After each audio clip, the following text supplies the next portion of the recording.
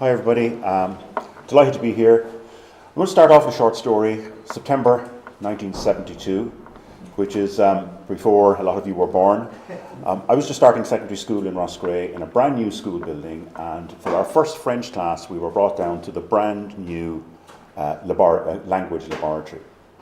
And our French teacher, Mr. Shanahan, he had a tape deck. It was one of these big tape decks with the little spools on the top, and the tape went from one spool to the other. This tape deck was so big, it wouldn't fit in an overhead bin in an airplane. It was that big. And I remember he had a little lever on it. So he used to pull the lever to play the tape. There was a speaker, and he'd pull the lever back to stop the tape. And right beside this then, he had a projector, an ordinary projector, an antique version of one of those. And on the front, he had a little fitting that allowed him to wind, if you remember old negatives, the film strips, and each film was a slide. There was no PowerPoint. So it was a slide. So he would play the tape, and it was about a French family called the Thibauts, and the first slide showed a picture of a man, voila, Monsieur Thibault, and he'd stop the tape, rewind it for a few seconds, play it again, voila, Monsieur Thibault. And then he'd stop, and he'd get us then to say this in the class, voila, Monsieur Thibault. And then he'd slide forward the slides onto the second slide, which would project up on the screen, and he'd play the tape, and the tape would say, voila, Madame Thibault. And he'd go, play it, rewind, play it, voila, Madame Thibault, and then he would go, voila, Madame Thibault. So, and I had never seen anything like this. This, for me, was right in 1972, when the world really was in black and white. There was no colour even. This was right out of Star Trek. I couldn't believe it. Let's move forward 44 years. And lots of facts about YouTube. I'm not going to read any of these out here. Let you see them for yourself. It's become part of what we are. And I'm from a generation where we had none of this. Absolutely none of this. And some of you had none of this when you were younger as well. I'm not quite, possibly too much older than some people in the room. It's become part of education. It's become part of our lives. It's become part of everything. And so many people are using it. And many of you have probably watched some YouTube videos already. And it's part of our conversation. Oh, did you see the video about the funny cat jumping on a swing or something like that? YouTube absolutely rocks the classroom. Students become more engaged when there's videos on display, whether you're integrating it into Moodle, whether you're putting a link to something on a presentation, a link to a TED Talk or something like that. Students can share videos, they can create their own videos in certain circumstances. We've seen already today many different uses of videos with screencasts and so on. But for me, it's these two down here near the end, the ones are the main reasons why I feel what I do helps rock my classroom and hopefully the classroom of other people here. The first is, this is the main reason, is to supplement lessons. I'll talk about that in a moment. And I'm also creating a library I have about 120 videos on my video channel, and it's a small library of free video content provided via YouTube to many other people who want to learn about this. So it's if you haven't used YouTube in the classroom, find a way to do it is what my main piece of advice would be here. Now here's a survey that was done last year by Google, and they said, and I quote, 67% of millennials agree that they can find a YouTube video on anything, and that's their emphasis there, they want to learn. 67% of millennials.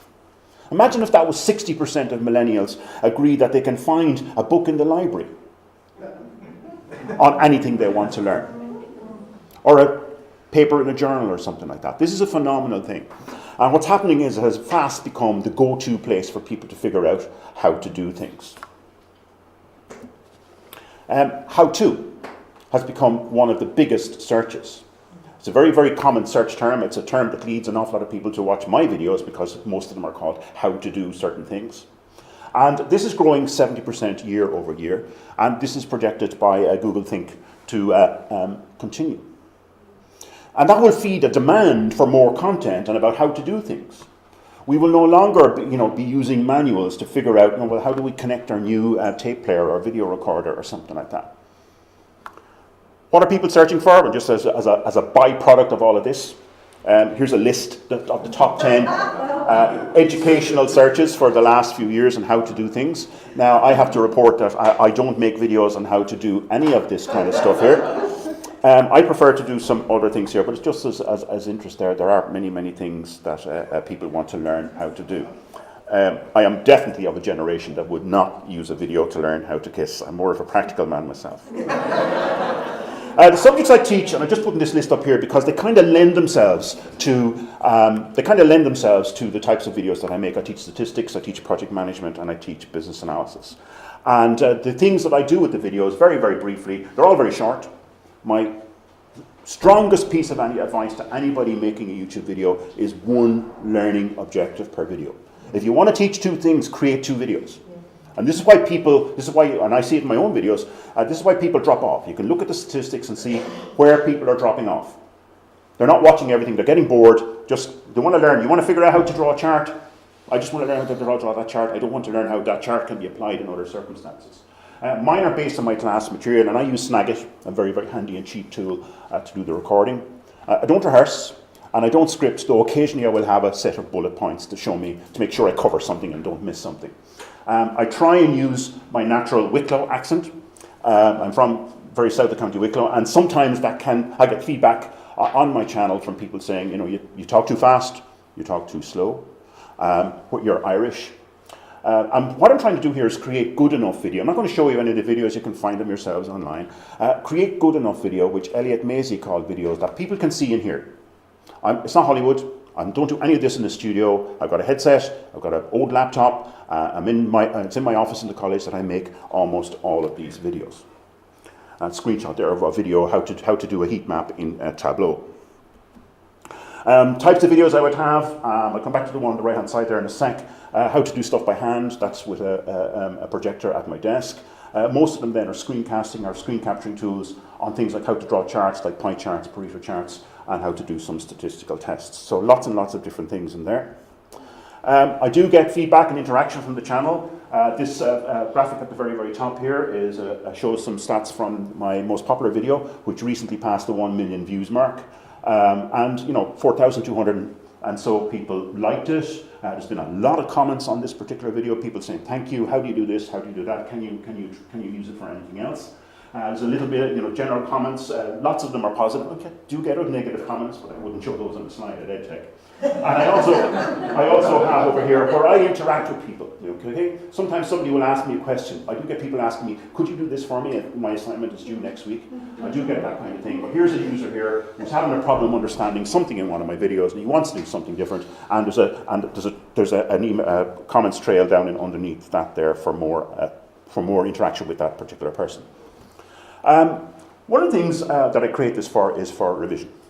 And I do teach statistics, and on the 7th of May, right here, I had a statistics exam, and my students will have known that if you've done statistics, you'll know what an ANOVA is, an analysis of variance, and these figures here are for Ireland only. It's not worldwide, this is from Google Analytics. And you can see that in the 2 days leading up to the exam, there was a jump in the views, and then it came back down again. And so that's, I kind of thinking, it's a pity it isn't higher all the time, but it also is gratifying to know that my own students and there's only 55 students in the class, so there's, there's a lot of people viewing these videos more than once. That they can use it for revision very, very quickly before their exam. So it is proving of some use to my own students. So some of my learnings here, I do get, is there a video for that? The student expectation would be, you've created for this, can you create it for something else? In my statistics classes, I use a tool called SPSS, some of you will know it. And many students ask me, well, will you create videos in SPSS? And part of me says, well, I've already done all this in Excel, I don't need to do it in SPSS. And also, I look at the other channels that people create videos in SPSS, and the views aren't hugely high. 99 plus, probably 99.9% of my viewers are not my own students. Okay, the channel is coming up on, I'd hope it will hit it by today so I could show the figure off, but it won't for another few weeks yet. The channel is coming up on 10 million views, all right? Which gave me a little kind of yes moment when Mike Feerick said they had 7 million learners. I thought, yep, I'm still in the lead. There is a little bit of a coolness factor in this, there's no doubt about that. I do feel a little bit cooler when I do this. When somebody comes up to me and says, I watched your video and thanks, you helped me in my exam and stuff. In fact, I'm helping people all over the world. I even had, where YouTube is banned, 4 viewers in North Korea last year. North Korea. I don't know how they did it. There is a spirit of sharing, so anybody who does this, please share your stuff with people. And sometimes people will come onto my watch a video and add a comment saying, oh, if you do this in another way, here's an idea, here's another tip, and that's great sharing in there. Focus on the content. You know, the old cliche, content is king, is absolutely true here. If you don't create good content, nobody's going to watch it. Nobody's going to share it. Google and YouTube are not going to promote it. And basically I'm looking for ways to add some value, at least some value, to my classes or to what people would do using video. I am a YouTube partner when you have the likes of 10 million, almost 10 million views, and I have also got 20,000 subscribers on the channel as well. That makes you get a partner manager, and so they're contacting you, trying to get you to promote your channel, do this, do that, get more viewers, sell, and of course so they can sell more ads. And I do make money out of this. If anybody wants to talk to me about it afterwards, I'm happy to do so. But that kind of makes the thing very commercial, and it's kind of, it's almost seedy in a way that you're making money out of ads when you're, from your own students as well as people from all over the world. And just to finish up with, where else but from YouTube, I found a video with Monsieur and Madame Thibault. So I'd like to finish off by saying merci à Madame et Monsieur Thibault. Thank you all.